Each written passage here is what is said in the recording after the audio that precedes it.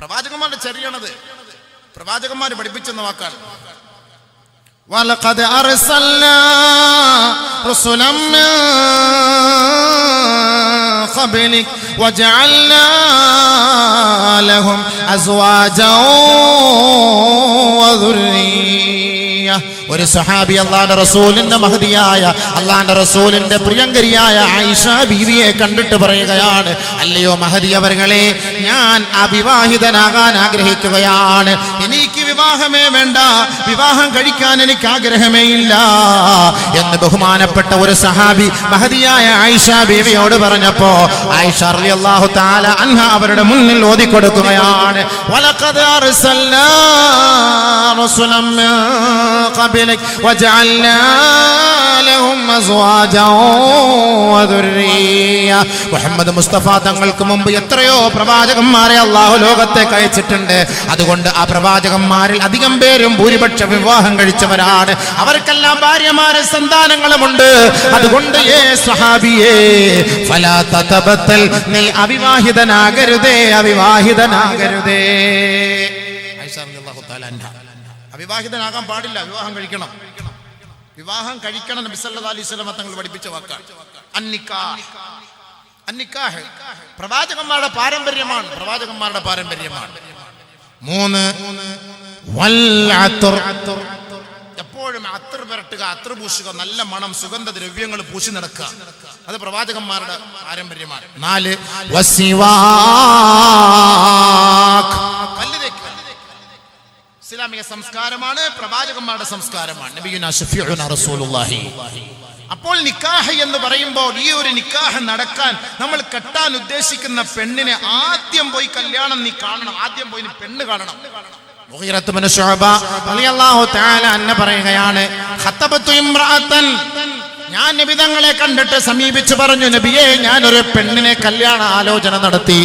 ഖാല റസൂലുള്ളാഹി സ്വല്ലല്ലാഹു അലൈഹി വസല്ലം, ആദരവായ റസൂലുള്ളാഹി തങ്ങൾ എന്നോട് ചോദിച്ചു, ഹൽ നദർത ഇലൈഹാ, നീ അവളെ കണ്ടിട്ടാണോ കല്യാണ ആലോചന നടത്തിയത്? നീ അവളെ കണ്ടിനാ? നീ അവളെ കണ്ടോ ചോദിച്ചു. ലാ ഫഖുൽതു ലാ, ഇല്ല നബിയെ കണ്ടിട്ടില്ല, കണ്ടില്ല, കാണാതെ ഞാൻ കല്യാണ ആലോചന നടത്തി. നബിയുനാ റസൂലുള്ളാഹി തങ്ങൾ പറഞ്ഞു, ഉൻദുർ ഇലൈഹാ, നീ അവളെ പോയി കാണും, അവളെ പോയി കാണണം, അവളെ കണ്ടിട്ടാണ് കല്യാണം ആലോചിക്കേണ്ടത്. അതല്ലാതെ കല്യാണം നിക്കാഹ് കഴിഞ്ഞിട്ട് ബഷീർ സാഹിബ് പറഞ്ഞ പോലെ നിക്കാഹ് കഴിഞ്ഞിട്ട് പോയി പെണ്ണ് കാണലല്ല സംസ്കാരം. 500 പേരെയും കൊണ്ടുപോയിട്ട് അതിന്റെ ഒരു പേര് അതിന്റെ അത് നിയമം ഇല്ലല്ലോ ഇസ്ലാമിൽ. ഈ 500 പേരെയും കൂട്ടിട്ട് പോയിട്ട് അല്ല, എന്നാലും പറയുമ്പോഴും അങ്ങനെ തന്നെയാണല്ലോ. അങ്ങനെ ഒരു പെണ്ണ് കാണാൻ അതിന്റെ പേര് തന്നെ അങ്ങനെ ഇടുന്നത് തന്നെ പാടില്ലല്ലോ. അയാൾ പാരവയ്ക്കുമെന്ന് നിങ്ങൾ ധരിക്കല്ലേ. അവരൊക്കെ ഈ നമ്മുടെ ഇസ്ലാമിക നവോത്ഥാനത്തിന്റെ നേതാക്കളാണ്. അപ്പൊ അവരിതൊക്കെ പറഞ്ഞു തരണ്ടേ, അതൊക്കെ ഇവരിത് പറഞ്ഞു തരണമല്ലോ. നമുക്ക് സമുദായത്തിന്റെ മുന്നിൽ ഇതൊക്കെ പറഞ്ഞു തരേണ്ട അവരുടെ ഉത്തരവാദിത്തങ്ങളാണ്. അതുകൊണ്ട് അവരെയും എന്നെയും കുറ്റപ്പെടുത്തരുത്. നമ്മുടെ ജോലിയാണ് ഈ പറഞ്ഞു തരുന്നത്. അതുകൊണ്ട് ആവശ്യമില്ലാത്ത ചെലവ് നമ്മൾ ഒഴിവാക്കണം, ഏറ്റവും മോശമായ കാര്യം. അപ്പൊ അതുകൊണ്ട് നബി സല്ലല്ലാഹു അലൈഹി വസല്ലം തങ്ങൾ പറഞ്ഞു, ഫഇന്നഹു അഹ്റാ അയ്യൂദമ ബൈനകുമാ, നിങ്ങളുടെ രണ്ടുപേരുടെയും വൈവാഹിക ജീവിതം സന്തുഷ്ടകരമാകുന്നതിന് വേണ്ടി നിങ്ങൾ തുടക്കത്തിലെ കല്യാണ ആലോചന നടത്തുന്നതിന് മുമ്പ് പരസ്പരം കാണണേ, ഇഷ്ടപ്പെടണേ. നബിയുനാ റസൂലുള്ളാഹി സ്വല്ലല്ലാഹു അലൈഹി വസല്ലം അങ്ങോട്ട് ഇഷ്ടപ്പെട്ടിട്ട് ചില പെണ്ണുങ്ങൾ അങ്ങോട്ടും ഇങ്ങോട്ടും ആണുങ്ങന്മാർ ഇപ്പൊ പുതിയ സിസ്റ്റം ഉണ്ട്.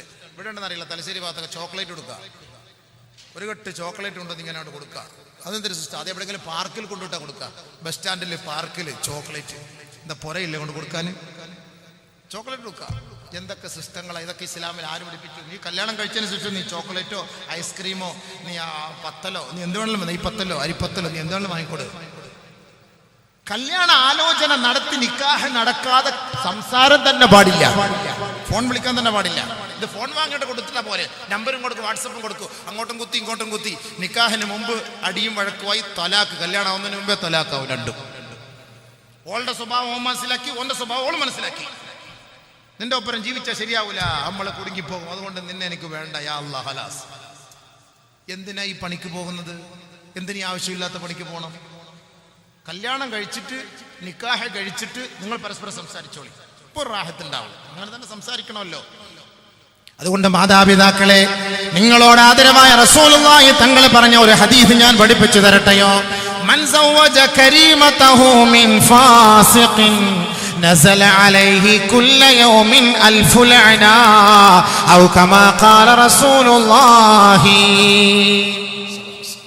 ആരെങ്കിലും ഒരു അഹങ്കാരിക്ക് തന്റെ മകളെ കല്യാണം കഴിപ്പിച്ചു കൊടുത്താൽ നമസ്കാരമില്ല, കഞ്ചാവ് കുടിക്കുന്നവനാണ്, വെള്ളമടിക്കുന്നവനാണ്, പലിശക്കാരനാണ്, അള്ളാഹുവുമായി അവന്റെ ദീനുമായി പുലബന്ധം പോലും ഇല്ലാത്തവനാണ്, അങ്ങനെ ഒരു അധർമ്മകാരിക്കാണ്, ഒരഹങ്കാരിക്കാണ് നിങ്ങൾ നിങ്ങളുടെ പൊന്നുമകളെ കല്യാണം കഴിപ്പിച്ചു കൊടുക്കുന്നതെങ്കിൽ ആദരവായ റസൂലുള്ളാഹി തങ്ങൾ പറയുന്നു, നസല അലൈഹി കുല്ല യൗമിൻ അൽഫു ലഅന. എല്ലാ ദിവസവും ആ പെണ്ണിന്റെ മാതാപിതാക്കളുടെ മേൽ അള്ളാഹുവിന്റെ ശാപം ഇറങ്ങിക്കൊണ്ടേ ഇരിക്കുമത്രേ. വലാ യുർഫഉ ദുആഉൻ ഇലസ്സമാ. അവരുടെ പ്രാർത്ഥന ആകാശ ലോകത്തേക്ക് ഉയരുകയേ ഇല്ല. വലാ യഖ്ബലു സർഫുൻ വലാ അദ്ലുൻ. അവരുടെ നന്മയോ അവരുടെ സുന്നത്തോ ഫർളോ ആയ ഒരു ഇബാദത്ത് പോലും അല്ലാഹു സ്വീകരിക്കുകയില്ല. ഔ കമാ ഖാല ഹബീബുനാ ശഫീഉനാ റസൂലുള്ളാഹി സ്വല്ലല്ലാഹു അലൈഹി വസല്ലം. അല്ലാഹു റസൂൽ പറഞ്ഞു, ആരുടെ തന്റെ മകളെ ഒരു അഹങ്കാരിക്ക് കല്യാണം കഴിപ്പിച്ചു കൊടുത്താൽ വാപ്പ ചിന്തിക്കണം, എന്റെ മകളെ ആർക്ക് ഞാൻ നിക്കാഹ് കഴിച്ചു കൊടുക്കണം, ആർക്ക് നിക്കാഹ് കഴിച്ചു കൊടുക്കണം. അതാണ് വേണ്ടത്. നിക്കാഹ് കഴിച്ചു കൊടുക്കേണ്ടത് ആളുകളെ ആദ്യം പോയി കണ്ട്, എന്റെ മകൻ, എന്റെ മരുമോൻ അങ്ങനെയുള്ളവനാണ്, നോക്കണം, അവനുണ്ട്, നിസ്കാരമുണ്ടോ, ഇബാദത്തുണ്ടോ. 2 ദിവസം ഓൻ നിസ്കരിക്കാൻ വരുന്ന പള്ളിയിൽ സുബഹിക്ക് നിങ്ങൾ പോകണം, ഉപ്പ പോകണം, സുബഹിക്ക് പോയിട്ട് നോക്കണം, ഓൻ വരുന്നുണ്ടോ, നിസ്കരിക്കാൻ വരുന്നുണ്ടോ, നിസ്കാരമുള്ളവനാണ്, നല്ല കുട്ടിയാണ്, അൽഹംദുലില്ലാ. 2 ദിവസം ഓനെ ഒന്ന് വാച്ച് ചെയ്യണം. അങ്ങനെ വാച്ച് ചെയ്ത് കഴിയുമ്പോൾ അറിയാം ആളങ്ങനെ ഉണ്ട്, അൽഹംദുലില്ലാ, കൊള്ളാം, നല്ലവൻ. അവന് മറ്റ് സാമ്പത്തികമോ മറ്റ് ഉദ്ദേശമോ അവനില്ല. അവൻ നല്ല പെണ്ണ് കെട്ടി കല്യാണം കഴിച്ച് സന്തോഷമായിട്ട് ജീവിക്കാനാണ് അവൻ ആഗ്രഹമെങ്കിൽ അവന് നിങ്ങൾ നിക്കാഹ് കഴിപ്പിച്ചു കൊടുക്കുക. അതാണ് വേണ്ടത്. അതല്ലാതെ ഒരു നിസ്കാരമില്ല, ഇബാദത്തിൽ അഹങ്കാരിക്ക് പെണ്ണ് കെട്ടിച്ച് കൊടുക്കരുത്. നബിയുനാ റസൂലുള്ളാഹി. നമ്മുടെ ഇബാദത്ത് പോലും അല്ലാഹു സ്വീകരിക്കൂല, നമ്മുടെ ദുആ അല്ലാഹു സ്വീകരിക്കൂല. നമ്മൾ ചെയ്യുന്ന ദുആ ആകാശ ലോകത്തേക്ക് ഉയരുകയില്ല എന്ന് ഹബീബായ ഷഫീആയ റസൂലുള്ളാഹി സ്വല്ലല്ലാഹു അലൈഹി വസല്ലമ തങ്ങൾ പഠിപ്പിക്കുന്നു. ബഹുമാനമുള്ള സഹോദരങ്ങളെ, അതുകൊണ്ട് ആദരവായ റസൂലുള്ളാഹി സ്വല്ലല്ലാഹു അലൈഹി വസല്ലമ തങ്ങളുടെ സുന്നത്താണ് അന്നിക്കാഹ്. ആ സുന്നത്തായ രീതിയിൽ തന്നെ ആ നിക്കാഹ് കഴിക്കണം. എന്നാൽ മാത്രമേ കുടുംബ ജീവിതത്തിൽ ഐശ്വര്യവും ബർക്കത്തും സന്തോഷം ഉണ്ടാവുകയുള്ളൂ. കല്യാണം കഴിച്ചതിന് ശേഷം പാതിരാ സമയത്ത് മുഴുവൻ റോഡിലൂടെ നിങ്ങൾ അഹങ്കാരത്തോടെ ആഹ്ലാദ പ്രകടനം നിങ്ങളെ നടത്താറില്ലേ?